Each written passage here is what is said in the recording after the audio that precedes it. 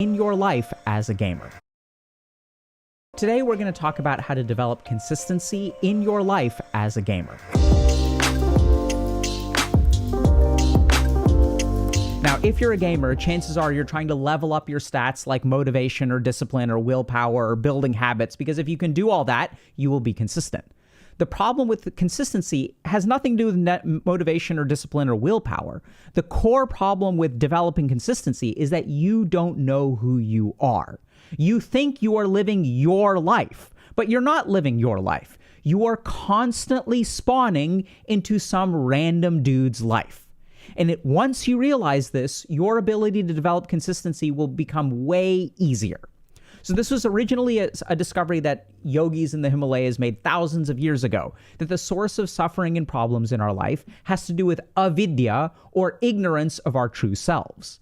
And this is actually the case in your life too, because you kind of know that you're not the same person every day, right? You may have dreams of, oh man, remember that one day, that 1 week back in March of 2023 when I woke up and I did everything that I was supposed to do. Man, if only I could be like that person. And every day you wake up and you wish you were that person. But the problem is that you're not that person, that the you actually fluctuates quite a bit. And if we want to understand how to develop the right consistency in life, we have to understand how to live life. Hey, just a quick note. A lot of people will ask us, what do I do next? And that's why we built Dr. K's Guide. It's a comprehensive resource that distills over 20 years of my experience, both as a monk and as a psychiatrist. And it's designed in a way that's tailored to fit your needs. So if you're interested in better understanding your mind and taking control of your life, check out the link below. So this is something also that I think gamers will be pretty good at, because we can sort of look at, okay, how do we win in a video game? How do we get good at a video game? What are the general principles and how can we apply that to life? So let's start by understanding, so if you want to play a game and you want to be good at it, you have to understand the flow of the game. You have to understand the kind of direction of the game, right? So there's the early game, and in the early game, we sort of level up and we prep things so that we can hit our mid-game power spike. And then once we have our mid-game power spike, then it's just about not screwing up and closing out the end game, right? You've got your advantage, then you can kind of close things out. The problem is that much like your pub matches, when you're playing your life, there's no fucking consistency there, right? Your early game is like, yeah, I'm going to not pay attention in high school. I'm not going to develop good study habits. Therefore, I'm going to go into my mid game of college and 20s with a significant disadvantage. And since I have a significant disadvantage, this part of my life is really going to suck. And then I'm kind of going into my late game of 31st birthday, and now we have this trash of an early game and mid game, and then we kind of wonder, oh my god, how did I get here, right? We're playing the game of life with some Elon Musk Elden Ring build, which is hey, I gotta level up, let me just dump a point over here and dump a point over here. Oh, that item looks cool, I'll start using that item. This is the way that we're living life. There's no consistency because we have no sense of the flow of the game. And this is the other problem, is that if you really stop and think about it, you're not playing the game of life as one person. In fact, that's the whole problem, is that you wake up on a different day and you're actually a different person.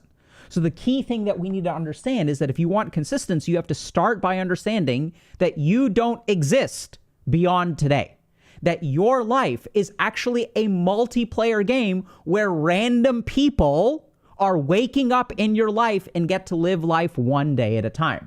Now, you may say, but Dr. K, no, all these people are me. No, this is the problem. This is what the yogi said. This is avidya. You don't know that this isn't actually you. You're just a random person living this life one day at a time. And that may sound weird, but think about it for a second, right? Because what do you love to do? You love to screw over tomorrow you. Right? So here you are on a given day, and it's okay, well, today I have to go through the mail and I have to do laundry, and oh yeah, I have to fill out those applications for college. But do you actually do those things? No, of course not. Why not? You tell yourself, I will do it later. But it's not the you that has to do it later. It's that next guy or girl who has to do it later. I'm going to leave this for the noob tomorrow. And so you spend your life enjoying today. And then you wake up tomorrow, and then who do you get mad at? Do you get mad at yourself? Sort of. You get mad at the dude that came before you, right? Because that person damn it, why didn't that guy do this crap that needed to be done? Instead, I'm waking up today and I have all this stuff that this person yesterday did not do. So if you really stop and think about it, the basic problem with life is that you don't recognize that you only get to live for this moment in time. This is the only time that you get to be in charge. And this is why you are so neglectful, right? Because if we sort of look at it, when people have no conception of the future, when they have no sense of stewardship, what do? They screw things over for the next person. And this is exactly how we live our life. I'm going to do this today because tomorrow me can fucking clean up this mess. And so the you actually fluctuates quite a bit. And this runs deeper than the mind, right? So we know that desires fluctuate, emotions fluctuate. The problem is that it runs deeper than that. It's not just at the surface levels of the mind. It's your values. It's your choices. It's the life that you're crafting. You can wake up on January 1st, 2024 and decide this is the year that I learn to play a musical instrument. And then you order a musical instrument. And then since you're an Amazon Prime member, it shows up in 2 days. And 2 days later, it's January 3rd and you're like, you know what? I don't want this anymore. The person that you are has changed. So what do we do about this? How do we start to live a life of consistency if we ourselves change every single day? And this is the first thing to understand, is that so far you've been trying to build a consistent life, assuming that you are the same every single day. But the whole point, and you know this, is that you're not the same every day, right? This is why you are so attached to a former version of yourself. So many people in our community are like, man, I wish I could go back to being this person that I used to be. I wish I could have learned what I am today. I wish I could have learned that 10 years ago, and then my life would have been completely different. If you really stop and look at your experience of life, you recognize that there's a lot of fluctuation in it. So what do we do about this? So the first thing to sort of really tunnel down into is that if you live a life temporarily, if you're just inhabiting your body for one day, what would your life actually look like? And this is where chances are you would kind of screw things up, right? This is why public toilets, people piss all over the public toilet because they don't ever have to use it again. This is why public toilets are such a mess, because there's no sense of stewardship because I can leave it for the next person. And if you look at your life and you lack consistency, what's going on there? You are leaving stuff for future you to deal with, right? You don't want to deal with it today. And people may wonder, well, why is that? And this is where there's an interesting bit of neuroscience that comes in. So if you look at the human brain, we've evolved to do this, like have this problem with future discounting, which basically means that we as a human species, this is the way we've evolved, value $1 today more than $2 a year from now. So our brains are wired, there's a part of our brain called the nucleus accumbens, and it's wired to value things that are immediate more than things that are distant.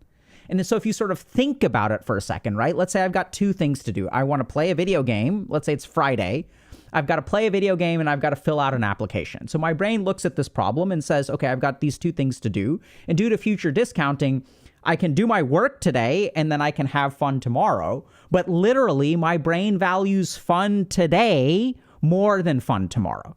This is why we fundamentally as a species procrastinate. So what do we do about this? We have to understand that we are inheriting this life from the person who came before us. And we are custodians of this life for the person who comes next. See, our life is not one where we exist from moment to moment to moment. It's some weird body swap comedy. In all of those body swap comedies, what happens? This person's consciousness gets transplanted into this new body. And what does their life become? Their life becomes a playground of there's $10,000 in the bank account. Well, I'm going to buy whatever the hell I want to because this person who will come after me will have to clean up that mess. So we really have to accept this. So I want y'all to start living your life as if you're playing a video game, but you're only playing it for 5 minutes at a time. If you're playing a MOBA game and someone else is like in the bathroom and they're like, oh no, the queue popped.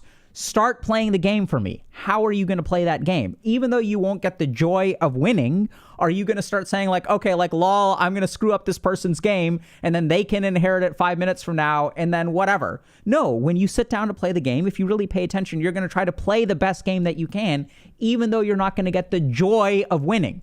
Then you step out of the seat, your friend steps into the seat, and then they take over. And when that second person steps into the seat, they are custodians of the game for 5 minutes. They don't get to see the victory, right? They're only playing for 5 minutes. They're swapping for someone else. And then that next person plays the game. When do games go wrong? When someone who's sitting stops playing in 5-minute intervals. When someone who's playing for the first 5 minutes and your enemies feed, then they think, oh my God, the game is lost. Everything is screwed. And then what do you start doing? You start inting down mid and you start fucking over the guy next who comes next. And then when you respawn, you're in this game, but you've screwed things up for yourself even more. See, this is the key thing to understand. When we connect our present day to some kind of outcome, we recruit the nucleus accumbens.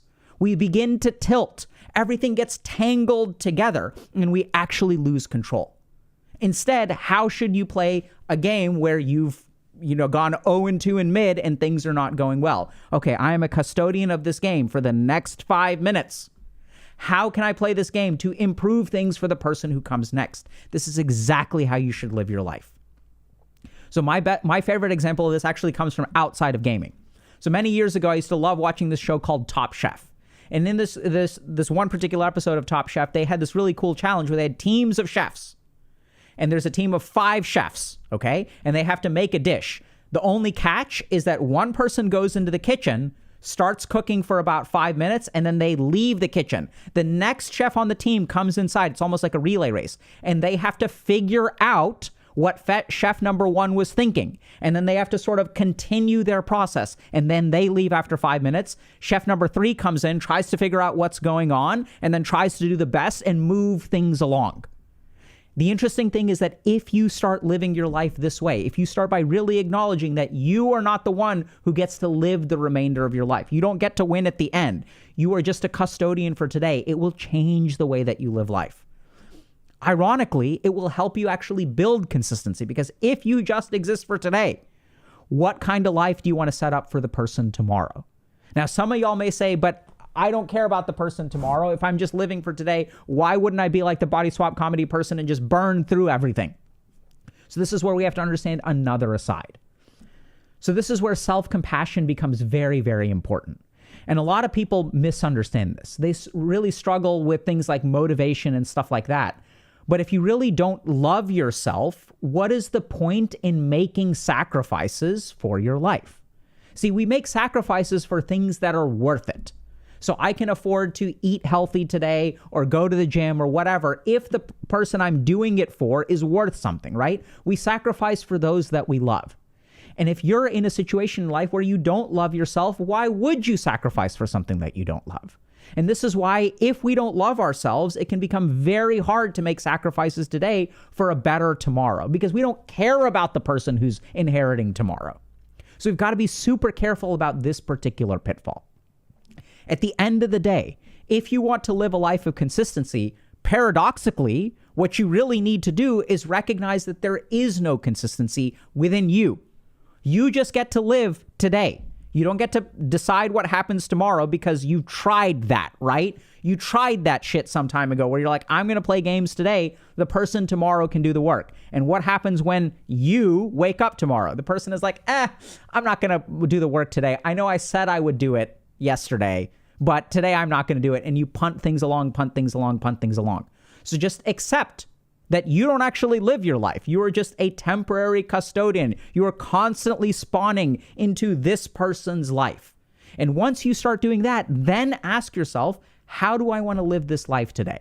Am I going to set things up better for the person who's going to inherit tomorrow? Or do I want to be a hedonistic asshole and create a mess for the person who is inheriting tomorrow? And the whole problem is that we end up doing the latter thing because we think that there is consistency, because we think that we can make up for it tomorrow. But that's impossible. If that worked, none of us would actually be here.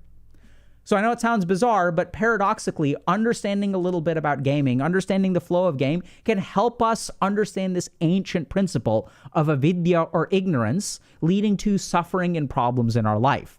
We just have to adapt it a little bit for the gamers in our audience.